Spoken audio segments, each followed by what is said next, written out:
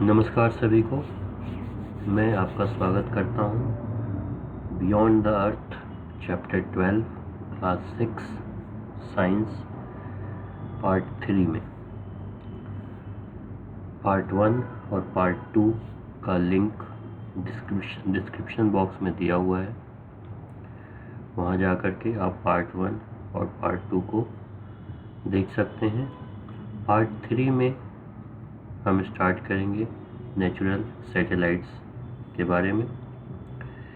Natural satellites क्या होते हैं, आर्टिफिशियल सैटेलाइट्स क्या होते हैं, इस बारे में जानेंगे। समरी करेंगे, इम्पोर्टेंट कीवर्ड्स करेंगे और चैप्टर के क्वेश्चन आंसर्स भी करेंगे। तो सबसे पहले हम स्टार्ट करते हैं natural satellites. Objects that move around planets are commonly called satellites. They are smaller in size than planets. Moons are natural satellites of planets. The Earth has one moon. The Earth has one moon, while Mars has two moons. Jupiter, Saturn, Uranus and Neptune have a large number of moons. तो यहाँ पे आप देखिए moon के दो meaning बन रहे हैं। एक मून का मतलब है जो हम मून देखते हैं, जो कि एक सैटेलाइट है, अर्थ का सैटेलाइट है, नेचुरल सैटेलाइट है। और यहाँ पे मून का मतलब सैटेलाइट ही है। दूसरा मीनिंग जो है वो सैटेलाइट से ही है। जैसे जुपिटर, सैटर्न, यूरेनस और नेपच्यून के बहुत सारे मून्स होते हैं, यानी उनके बहुत सारे नेचुरल सैटेलाइट्स हैं। अर्थ का वन मून है, यानी अर्थ का एक ही नेचुरल सैटेलाइट है। मार्स हैज टू मून्स, यानी मार्स के दो नेचुरल सैटेलाइट हैं। तो यहाँ मून का कहने का मतलब हो रहा है natural satellite. In general any object that moves around much larger object can also be called a satellite. For example, Earth can be considered a satellite of the sun. एक ऑब्जेक्ट दूसरे object के चारों ओर घूम रहा है। एक object दूसरे object के चारों ओर घूम रहा है, तो जो छोटा ऑब्जेक्ट है वो सैटेलाइट कहलाएगा। अगर कोई छोटा ऑब्जेक्ट किसी बड़े ऑब्जेक्ट के चारों ओर घूम रहा है तो हम उसे उसका सैटेलाइट कहेंगे। तो इन जनरल हम अर्थ को सन का सैटेलाइट कह सकते हैं, क्योंकि सन से अर्थ बहुत छोटा है और अर्थ जो है वो सन के चारों ओर घूमता रहता है। तो सैटेलाइट वो ऑब्जेक्ट होते हैं जो प्लैनेट के चारों ओर घूमते रहते हैं और वो प्लैनेट से साइज में छोटे होते हैं।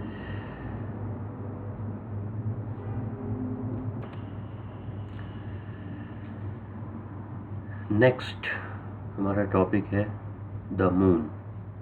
चंद्रमा, चंदा मामा के बारे में हम जानेंगे, मून के बारे में जानेंगे। Earth natural satellite the moon takes about 27 days to complete one revolution around the earth. It is our nearest neighbor in the space. Unlike on the earth, there is hardly any atmosphere on the moon. तो moon के बारे में कुछ बातें हम जानते हैं। Number 1, moon जो है वो अर्थ का नेचुरल सैटेलाइट है। मून को 27 डेज लगते हैं अर्थ का एक चक्कर लगाने में, और मून जो है वो हमारा सबसे करीबी पड़ोसी है स्पेस में। अर्थ की तरह मून का कोई भी एटमॉस्फेयर नहीं होता है। How big is the moon as compared to the earth? Moon कितना बड़ा है अगर हम उसको अर्थ से कंपेयर करेंगे?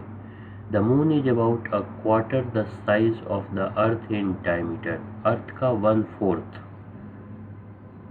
अर्थ का 1/4, 1/4 हिस्सा के बराबर मून होता है। The moon surface shows circular bowl like structure called craters. Bowl का मतलब होता है कटोरा। तो मून के सरफेस पे कटोरे जैसे गड्ढे बने हुए हैं, स्ट्रक्चर्स बने हुए हैं, उनको हम क्रैटर्स कहते हैं। फिगर 12.9 में हम देखेंगे क्रैटर्स कैसे होते हैं। ये देखिए यहाँ पे 12.9 फिगर में ये मून है जो हमें अर्थ से नज़र आता है। जब हम इसे बड़ा करके देखते हैं, जूम करके देखते हैं, तो इस तरह से देखिए गड्ढे बने हुए हैं, बाउल लाइक स्ट्रक्चर्स हैं, इनको हम क्रैटर्स कहते हैं। क्या कहते हैं? क्रैटर्स।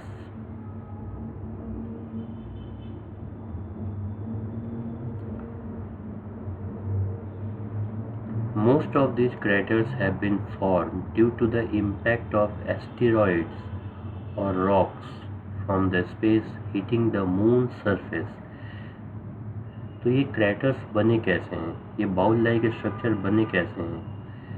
रॉक लाइक स्ट्रक्चर एस्टेरॉइड्स जब मून से टकराते हैं या मून के सरफेस पे आ जाते हैं तो इस तरह के स्ट्रक्चर बनते हैं। Since there is no atmosphere, water or life on the moon, तो मून के ऊपर एटमॉस्फेयर नहीं है, वाटर नहीं है, लाइफ नहीं है।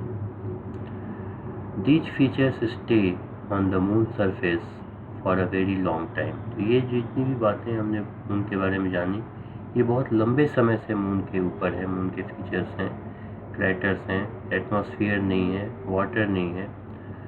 Although the moon is very far, humans have sent spacecraft to explore and understand more about moon. India has also launched 3 Chandrayaan missions to study the moon, and a further mission is being planned. तो moon हमसे बहुत दूर है जबकि वो सबसे करीबी पड़ोसी है। तो मून पे बहुत सारे स्पेसक्राफ्ट भेजे गए हैं। मून मिशन को चंद्रयान मिशन के नाम से जाना जाता है और आगे भी इस तरह से भेजे जाएंगे ताकि हम मून के बारे में ज़्यादा जानकारी इकट्ठा कर सकें, मून की हम साइंटिफिक स्टडी कर सकें।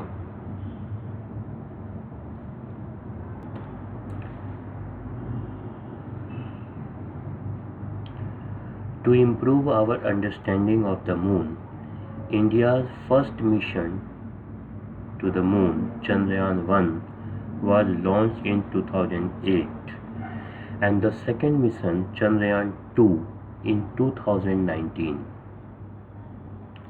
The third mission, Chandrayaan-3, was launched in July 2023, and its Vikram lander carrying the Pragyan rover successfully soft landed on the moon on August 23, 2023. With this mission, India became the first country in the world to achieve a landing near the little explored moon's south pole. To mark this success, the Government of India declared August 23 to be celebrated as national space day. यहाँ पे देखिए बहुत ही important जानकारी आपको दी जा रही है general knowledge point of view से। नेशनल स्पेस डे कब सेलिब्रेट किया जाता है? 23 अगस्त, नेशनल स्पेस डे। क्यों? क्योंकि इसी दिन अगस्त 2023 में Chandrayaan-3 सक्सेसफुल हुआ था और इसका प्रज्ञान रोवर मून पे लैंड किया था। A fourth mission, Chandrayaan-4, is being planned, which aims to bring back soil and rock samples from the moon. So Chandrayaan-4 is under the process. तो इस तरह से हमने देखा कि मून के ऊपर जो मिशन चल रहा है इंडिया का, 3 हो चुके हैं, Chandrayaan 1, Chandrayaan 2, Chandrayaan 3 and 4th is under process. Chandrayaan 1 2008, Chandrayaan 2 2019, Chandrayaan 3 2023।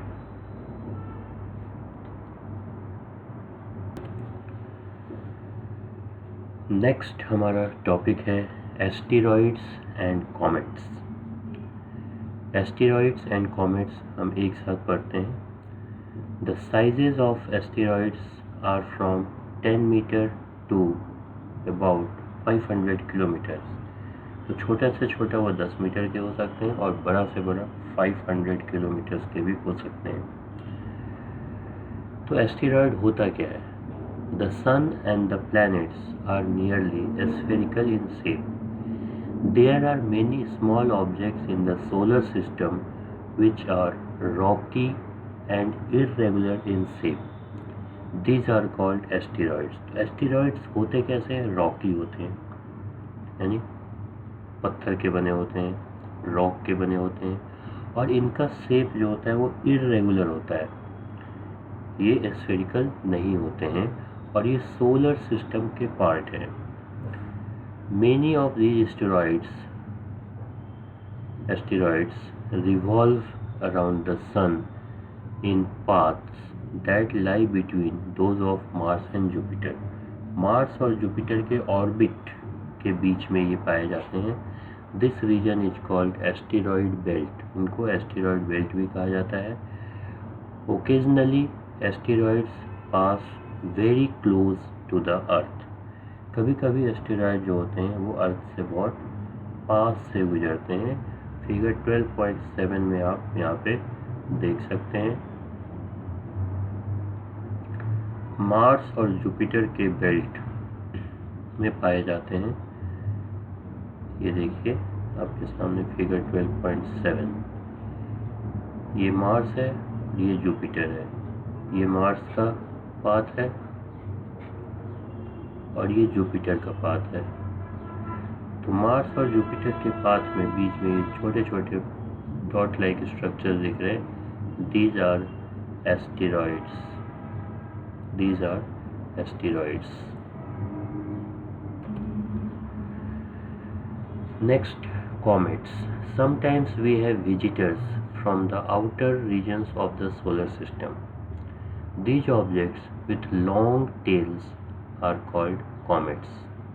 They are made up of dust, gases, rock and ice.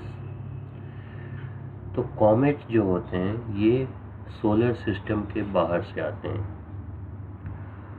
और इनकी खासियत ये होती है कि इनकी टेल बनी होती है, पूंछ होती है। और ये किस चीज़ के बने होते हैं? Dust, gas, rocks and ice के बने होते हैं। तो as a comet approaches close to the sun, the frozen material in it starts evaporating. तो जब ये सन के पास पहुंचता है तो जो आइस पार्टिकल्स हैं, जो फ्रोजन मटेरियल हैं, वो इवापोरेट होने लगते हैं सन के हीट की वजह से। This evaporating material forms the tail of the comet. Comets appear dim as they move away from the sun and then it is not possible to see them with the naked eye. तो जैसे जैसे ये सन से दूर जाते हैं ये dim हो जाते हैं, तो ये दिखाई नहीं देते हैं, खुली आंखों से नज़र नहीं आते हैं। तो कॉमेट का जो टेल बनता है, पूंछ बनता है, वो कैसे बनता है? तो जैसे कॉमेट सूरज के पास में आता है, सन के पास में आता है, तो इसका फ्रोजन मटेरियल जो है, जो आइस मटेरियल जो है, वो इवापोरेट होने लगता है और इवापोरेट होने की वजह से वो टेल का फॉर्म ले लेता है। और जैसे जैसे ये सन से दूर जाता है ये हमें दिखाई नहीं देता है। तो यहाँ पे एक बहुत ही अच्छा क्वेश्चन बनता है कि what is the difference between asteroids and comets. तो सबसे जो मेन डिफरेंस है कि asteroids are the part of solar system and comets are not the part of solar system. Asteroid में फ्रोजन मटेरियल नहीं होता है, कॉमेट में frozen material like ice present होता है,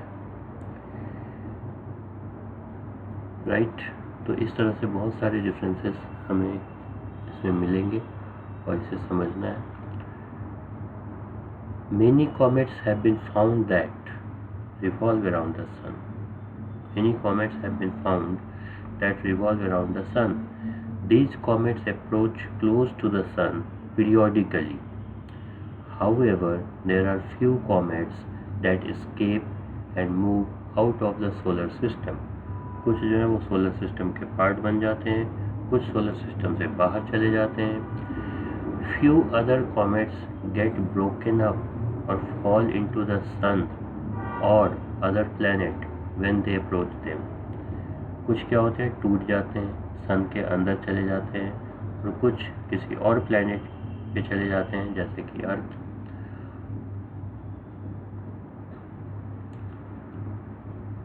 We have learned about the objects which form the solar system. Which are these objects? Solar system के अंदर में क्या क्या होते हैं अभी तक हमने पढ़ लिया है।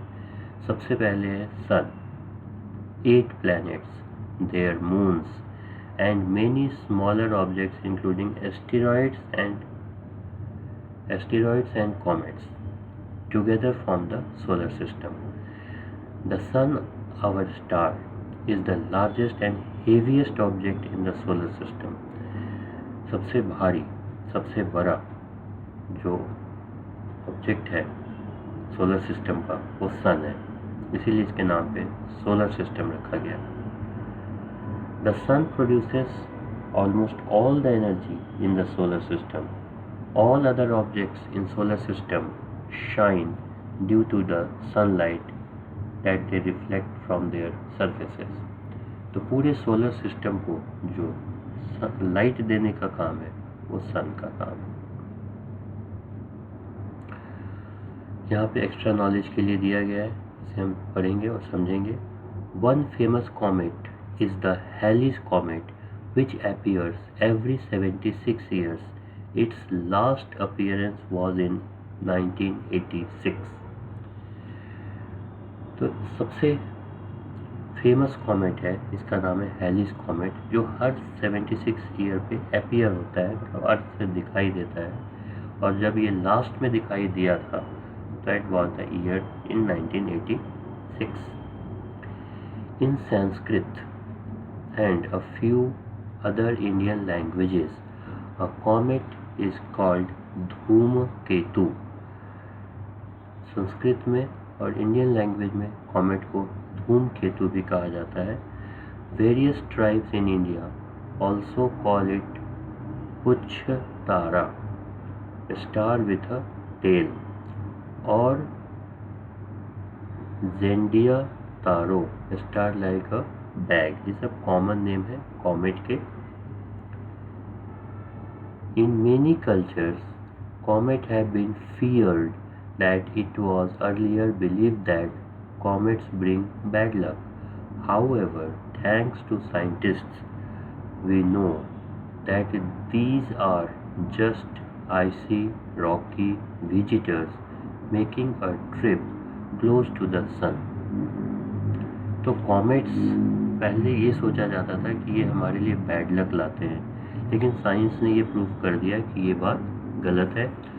और कॉमेट्स जो है ये सोलर सिस्टम को विज़िट करते हैं, बाहर से आते हैं, कभी सोलर सिस्टम के पार्ट बन जाते हैं, कभी सोलर सिस्टम से बाहर चले जाते हैं, कभी सन के अंदर में जाकर ख़त्म हो जाते हैं, कभी किसी प्लैनेट के ऊपर भी गिर जाते हैं।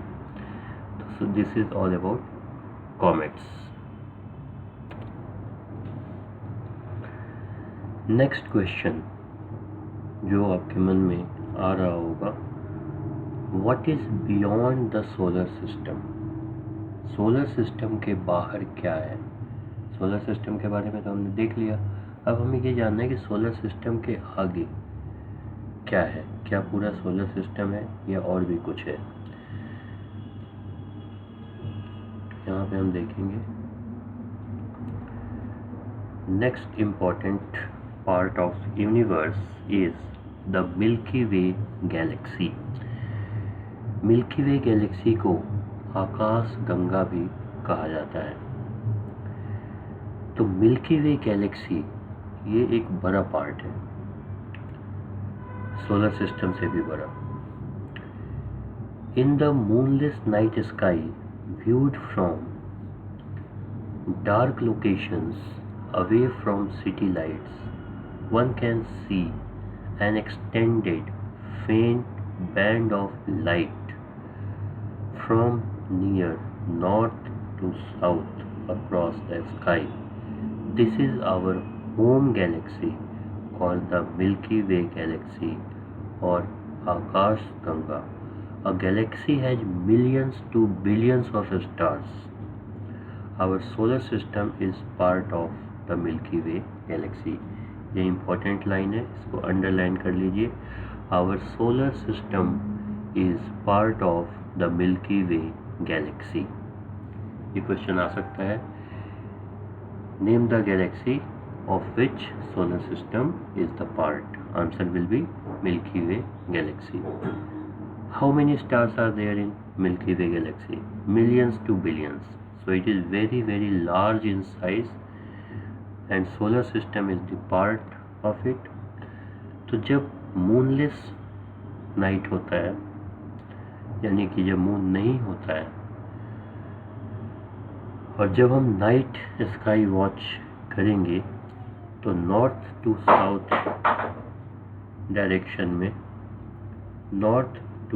डायरेक्शन में हमें एक बैंड ऑफ लाइट नजर आएगा,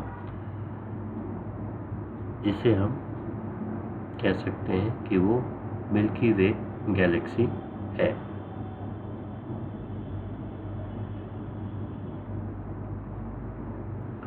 Milky Way galaxy as seen from a very dark location in Ladakh in India.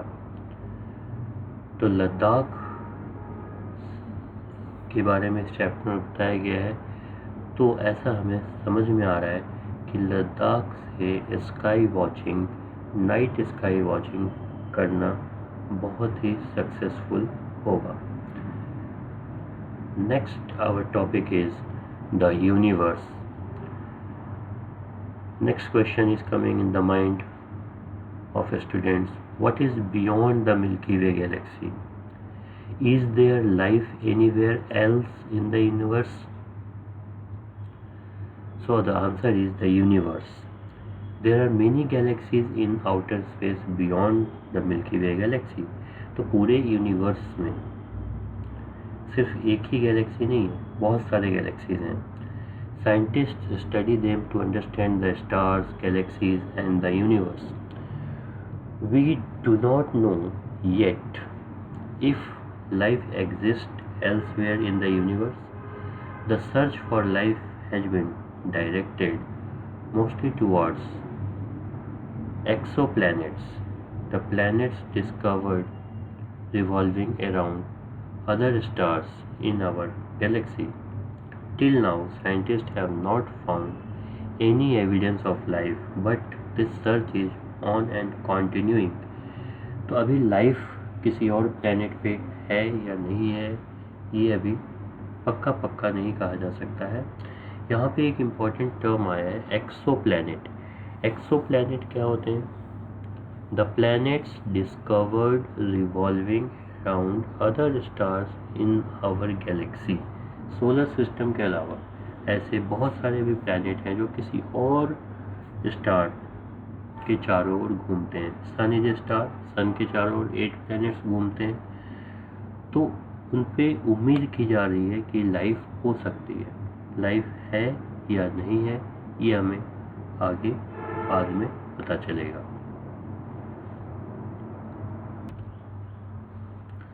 Next we are going to discuss keywords. जो हमने पूरे चैप्टर में न्यू टर्म्स सीखे वे कौन कौन से थे।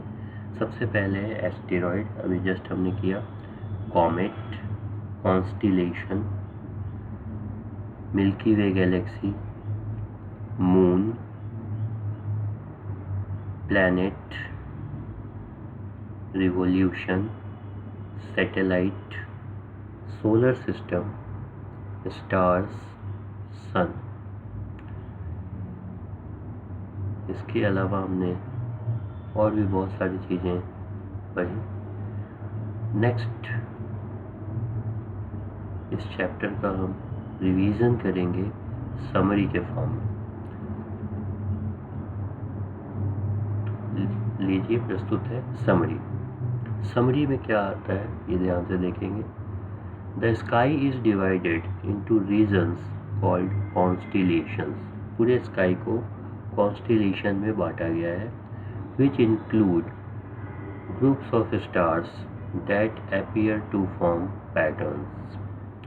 तो कॉन्स्टिलेशन क्या है? ग्रुप ऑफ स्टार्स हैं जो कि एक पैटर्न बनाते हैं, और पूरे स्काई को 88 रीजन्स में बांटा गया है, जिसको कॉन्स्टिलेशन कहा जाता है। Second important point, the pole star appears stationary in the north direction. Pole star north direction में नजर आता है, which helps in locating the north direction in the northern hemisphere. Earth को दो पार्ट में बांटा गया है, नॉर्थ वाले पार्ट को नॉर्दर्न हेमिस्फीयर, साउथ वाले पार्ट को सदर्न हेमिस्फीयर। और पोल स्टार जो है ये नॉर्थ डायरेक्शन में हमें नजर आएगा। The sun is a star which produces heat and light. Sun क्या है? स्टार है जिसका अपना लाइट होता है, हीट प्रोड्यूस होता है। A planet is a large nearly spherical object that revolves around the sun. Planet क्या है?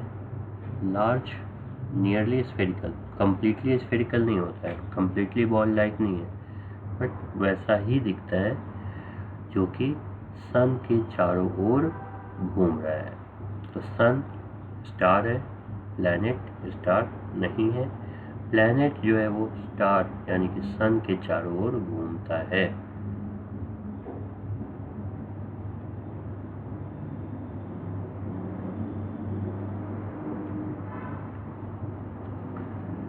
Next, the 8 planets in order of their increasing distance from the sun are Mercury, Venus, Earth, Mars, Jupiter, Saturn, Uranus, Neptune। ये 8 planet हैं increasing distance from the sun।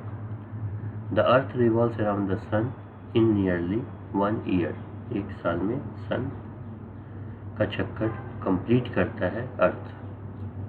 Objects that move around planets are commonly called satellite। Planet के चारों ओर घूमने वाले objects को हम satellite कहते हैं। The moon is Earth natural satellite. Earth का नेचुरल सैटेलाइट मून होता है। The moon revolves around the Earth in nearly 27 days. Moon जो है अर्थ का एक चक्कर 27 डेज में पूरा करता है। The sun, 8 planets, their moons कहने का मतलब है their satellites, their natural satellites, and many smaller objects including asteroids and comets together form the solar system. Sun, 8 planets, उनके मून्स और एस्टेरॉइड्स एंड कॉमेट्स, ये सारे मिल करके सोलर सिस्टम को फॉर्म करते हैं, सोलर सिस्टम का निर्माण करते हैं। Our solar system is part of the Milky Way galaxy. Solar system जो है मिल्की वे गैलेक्सी का पार्ट है।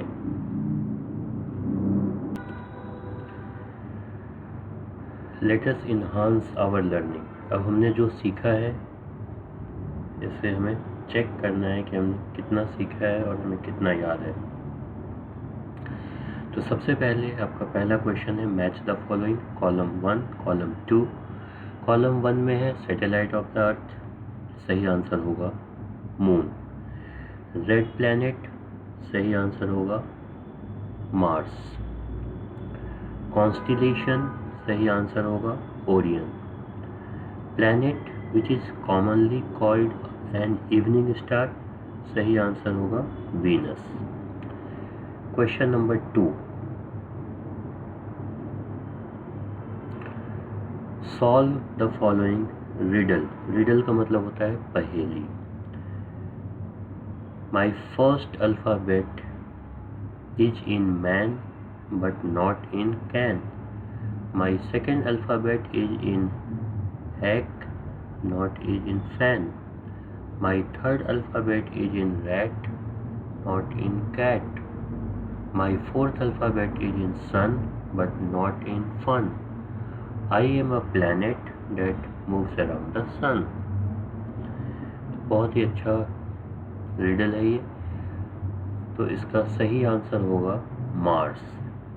First letter M, second letter इसमें नहीं है, कहता है कि सेकेंड लेटर यानी R, MA। The second alphabet is in egg यानी कि A, third alphabet R, fourth alphabet S, और ये प्लैनेट है जो सन के चारों ओर घूमता है। Make two similar riddles by yourself. Solar system से रिलेटेड इसी तरह से आप भी 2 रिडल बनाएंगे, अपनी कॉपी में लिखेंगे और अपने फ्रेंड्स के साथ शेयर करेंगे। Question number 3, which of the following is not a member of our solar system. Solar system का कौन पार्ट नहीं है? सीरियस पार्ट है, कॉमेट्स ये पार्ट नहीं है, एस्टेरॉइड्स सोलर सिस्टम का पार्ट है, प्लूटो सोलर सिस्टम का पार्ट है, कॉमेट जो है वो सोलर सिस्टम का पार्ट नहीं है। Right answer comet. Question number 4, which of the following is not a planet of the sun. Jupiter planet है, प्लूटो प्लैनेट नहीं है, नेपच्यून प्लैनेट है, सैटर्न प्लैनेट है।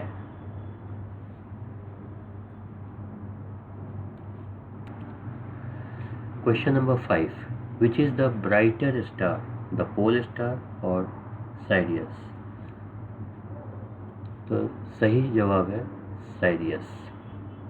साइरियस is brighter than pole star. Question number 6, an artist's representation of solar system is given in figure 12.12. Is the order of the planets correct? If not, write the correct order in the boxes in the figure. यहाँ पे एक solar system बना के दिया गया है।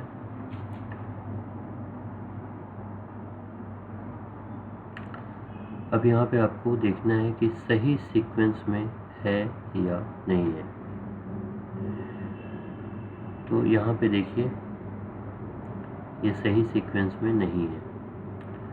तो सबसे पहले मर्क्यूरी, मर्क्यूरी के बाद वीनस, वीनस के बाद अर्थ, अर्थ के बाद जुपिटर, जुपिटर के बाद सैटर्न, सैटर्न के बाद यूरेनस, यूरेनस के बाद नेपच्यून। इस सीक्वेंस में आपको नंबरिंग करना है 1 to 8। जो पहले है उसको पहले लिखना है, जो बाद में है उसको बाद में लिखना है।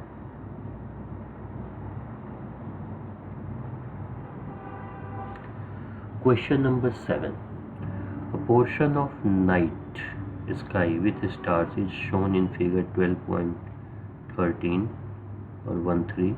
Look carefully and identify the groups of stars that forms the pattern. The Big Dipper and the Little Dipper. Draw lines to connect the stars for these patterns and label them. Also identify and label the pole star. You may refer to figure 12.4 for help.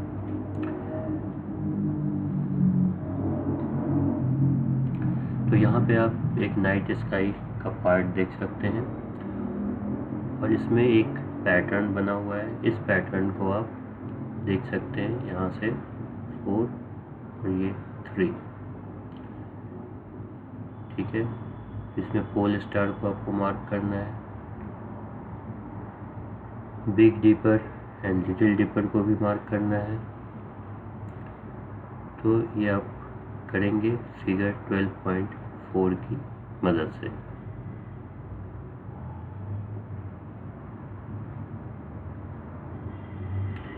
Question number 8 is also like question number 7. Portion of night sky is shown in figure 12.14. Draw lines to connect the stars for Orion and label the star Sirius.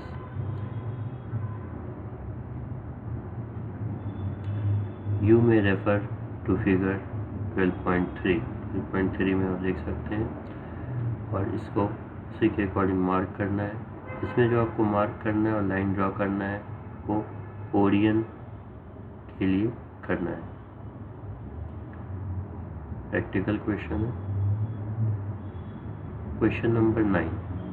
You can see stars fading away at dawn and appearing at dusk.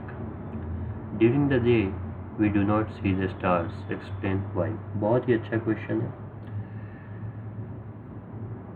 कि हमें दिन में तारे नज़र क्यों नहीं आते हैं, और जैसे जैसे शाम होती है ये हमें नज़र आने लगते हैं, और जैसे जैसे सुबह होती है ये धुंधले नज़र आते हैं और फिर गायब हो जाते हैं। तो इस क्वेश्चन का सिंपल सा आंसर ये है कि सन लाइट की ब्राइटनेस में हमें स्टार्स नज़र नहीं आते। स्टार्स तो वहीं होते हैं, फिक्स होते हैं, बट सनलाइट इतना ब्राइट होता है कि उसके ब्राइटनेस में ये सारे स्टार्स छिप जाते हैं। फिर जब अर्थ रोटेट होती है तो अर्थ का दूसरा हिस्सा सन के तरफ आ जाता है और एक हिस्सा सन के अपोजिट साइड में चला जाता है, तो जहाँ पे सूरज की रोशनी नहीं पहुँचती है तो इस वजह से वहाँ पे स्टार्स नज़र आते हैं नाइट में, और अगेन डे में वहाँ पे नज़र नहीं आते हैं, only due to sunlight. Question number 10. During a clear night try to observe the Big Dipper 3 to 4 times at an interval of 2 to 3 hours. Also try to locate pole star each time. Does the Big Dipper appear to move? Draw a rough sketch to illustrate this, mentioning the time in each case. Question number 10 एक activity है, practical question है। इसमें आपको big dipper को observe करना है 3 to 4 times clear night में, और आपको टाइम इंटरवल रखना है 2 to 3 आवर्स का, 2-2 घंटे के इंटरवल पे या 3-3 घंटे के इंटरवल पे, और आपको हर बार पोल स्टार को मार्क करना है और ड्रॉ करना है। अब आपसे क्वेश्चन ये पूछा जाता है कि क्या बिग डिपर जो है वो मूव कर रहा है, दूर जा रहा है, तो ये आप ऑब्जर्व करके बताएंगे। Question number 11. Think about the night sky and write a poem story on it. This is creative writing. बहुत ही अच्छा क्वेश्चन है। आप नाइट स्काई के बारे में सोचें, थिंक करें और एक पोएम लिखें या एक स्टोरी लिखें और इसे ज़रूर फ्रेंड्स के साथ शेयर करें। Next is learning further. Try to find out the names of planets in your local language. Also find out the stories associated with stars and constellations in your region. Present these stories in a pictorial form.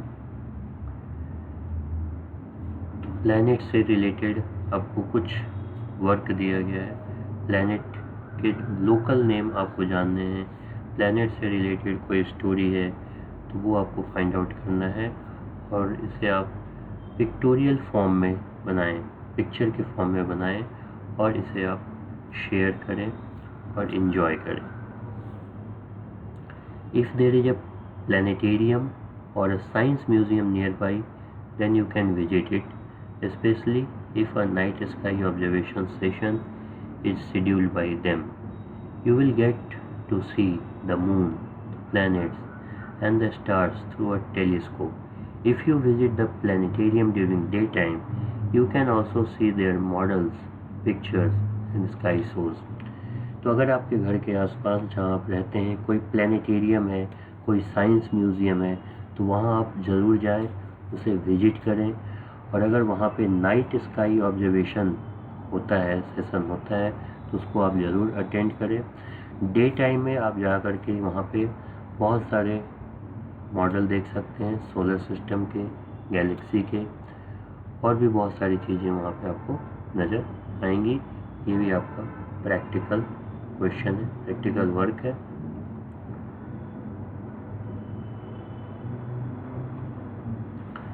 Next यहाँ पे आप देख सकते हैं embroidery work किया गया है constellation की मदद से। देखिए कितना सुंदर दिखाई दे रहा है यहाँ पे पिक्चर में, figure 12.15। Find out if the increasing light pollution is causing problems for humans, wild life and environment. Write an action that you would take at the personal level to control light pollution. इस chapter में हमने light pollution के बारे में पढ़ा। बहुत सारी lights हमारी लाइफ में इंटरफेयर करती हैं, तो इससे क्या प्रॉब्लम होती हैं ह्यूमंस को, वाइल्ड लाइफ को या इन्वायरमेंट को, इसके बारे में आपको फाइंड आउट करना है और लिखना है। और एज ए पर्सन, इंडिविजुअल, आप क्या कर सकते हैं कि लाइट पोल्यूशन को आप कंट्रोल कर सकें। Next, find out whether condition due to which the Indian Institute of Astrophysics found Hanle, Ladakh a suitable place to set up an observatory। ऐसा कौन सा वेदर कंडीशन है कि इंडियन इंस्टीट्यूट ऑफ एस्ट्रोफिजिक्स ने Henle, Ladakh में observatory बनाने के लिए क्या कंडीशन है, वहाँ पे क्यों ऑब्जर्वेटरी बनाया गया है, ये आप फाइंड आउट करेंगे। If you enjoy doing embroidery, try to embroider on a dark colored cloth the constellations that you have seen. Otherwise, you may use your creativity and depict constellations in a multiple other ways using various art and craft ideas। ये art and craft के लिए बहुत ही अच्छा work है। Embroidery work के through देखिए इसमें कैसे कॉन्स्टिलेशन को दिखाया गया है, डिफरेंट कॉन्स्टिलेशंस। तो ये आप कर सकते हैं, आप ड्रॉ भी कर सकते हैं, मॉडल भी बना सकते हैं। ये देखिए यहाँ पे बहुत ही सुंदर पिक्चर बना हुआ है, यहाँ पे बहुत ही अच्छी जानकारी आपको दी जा रही है, इसे आप ज़रूर पढ़ें। मोर टू नो, ये एग्ज़ाम पॉइंट ऑफ व्यू से इम्पोर्टेंट नहीं है, बट नॉलेज पर्पस से हमें ज़रूर पढ़ना चाहिए। इंडियन एस्ट्रोनॉमिकल ऑब्जर्वेटरी हैनले, अभी हमने पिछले क्वेश्चन में देखा था। तो ये इंडियन एस्ट्रोनॉमिकल ऑब्जर्वेटरी है, हैनले इसका नाम है। Is situated atop the highest peak of Digpa रास्ता Ri mountain range in Hanle। This peak has been renamed Mount Saraswati। It has several telescopes. One of them is called the Himalayan Chandra Telescope, which has been named after Nobel Prize winning scientist Subramaniam Chandrasekhar। It is an observatory at one of the highest locations in the world। ये India में है। Night sky watching के लिए highest peak पे एक observatory बनाया गया है इंडियन एस्ट्रोनॉमिकल डिपार्टमेंट के द्वारा। The area surrounding the observatory was notified as the Hanle dark sky reserve HDSR in December 2022। The reserve is open to the public throughout the year। Local people have been provided with small telescopes and are trained to be astronomy ambassadors,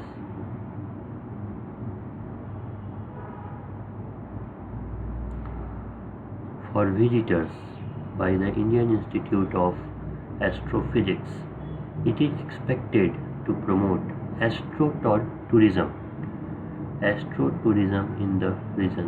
देखिए यहाँ पे एक नया term आ रहा है, astro tourism, जिनको sky में, सोलर सिस्टम में, यूनिवर्स में ज़्यादा जानकारी की इच्छा होती है, वो यहाँ पे जा कर के देख सकते हैं। घूमने लायक जगह है और यहाँ पे ऑब्ज़र्व करने लायक भी जगह है।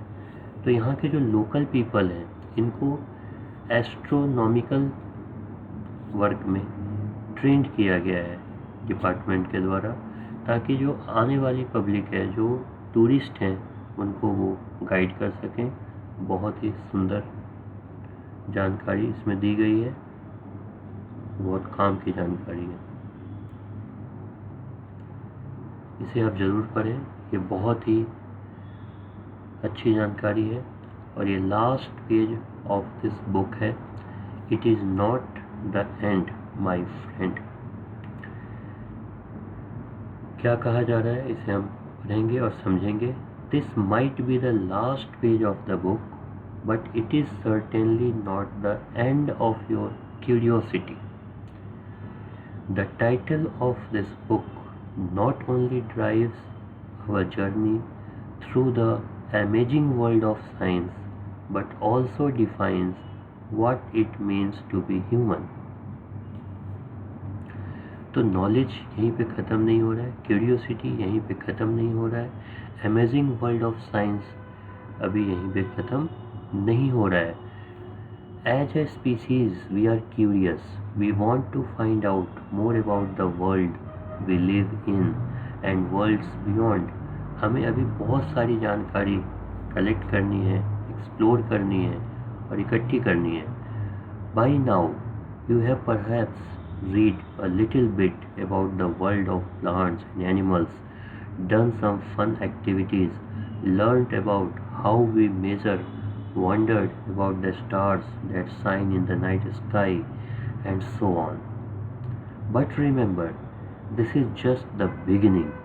Science is a never-ending adventure with new discoveries coming up all the time. And as you progress through the middle stage, the things you come across will help you find out even more about the world around you. The key lies in that curiosity you have nurtured throughout this journey. Keep observing the world around you. Keep asking questions.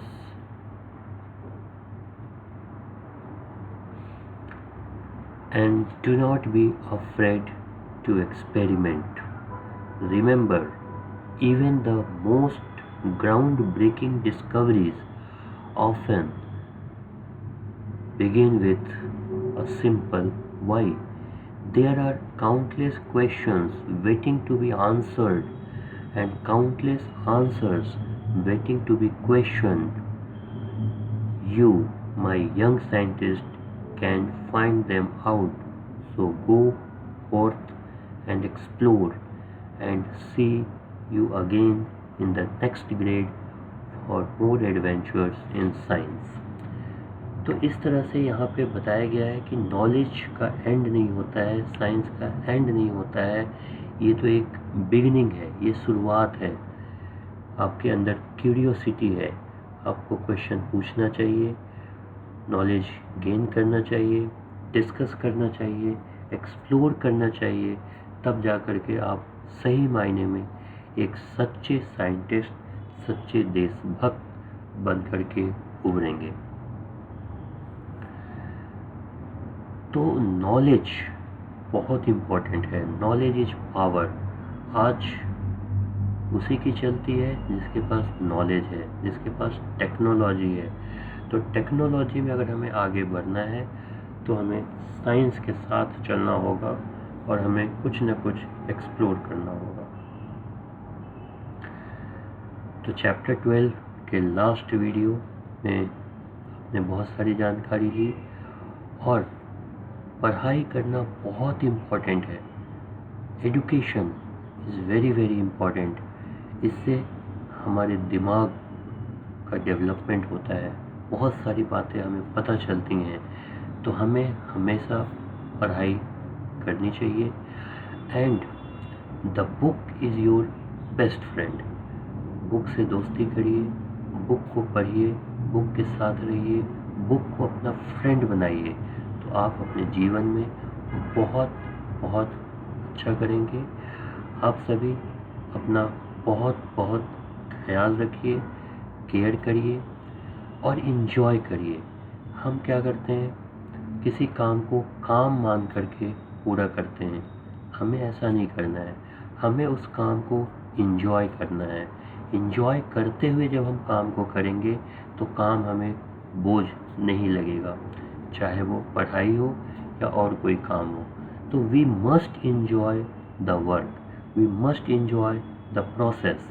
जब हम किसी काम को enjoy करते हुए करेंगे तो हमें समय का पता ही नहीं चलेगा और हम कहाँ से कहाँ पहुँच जाएंगे और हमें थकान भी नहीं होती है। जब हम काम को काम मान करके करते हैं तो हम उसको एंजॉय भी नहीं कर पाते हैं और काम तो आपको करना ही है और हमारा एंजॉयमेंट भी नहीं होता और समय भी लग जाता है, तो काम अच्छी तरह से नहीं होता है। अगर काम को आपको अच्छी तरह से करना है तो आप उसको एंजॉय करते हुए करें, काम को बार बार एंजॉय करें और लाइफ में बहुत आगे बढ़ें। अगर आपको वीडियो पसंद आया हो तो लाइक, शेयर और सब्सक्राइब करें चैनल को। And all the best for your next grade. Next जो वीडियो मैं लेके आपके सामने आऊँगा, important questions from exam point of view लेकर के आऊँगा। लिंक आपको चैनल पे मिल जाएगा, तो बेल आइकन आप ज़रूर प्रेस कर लें।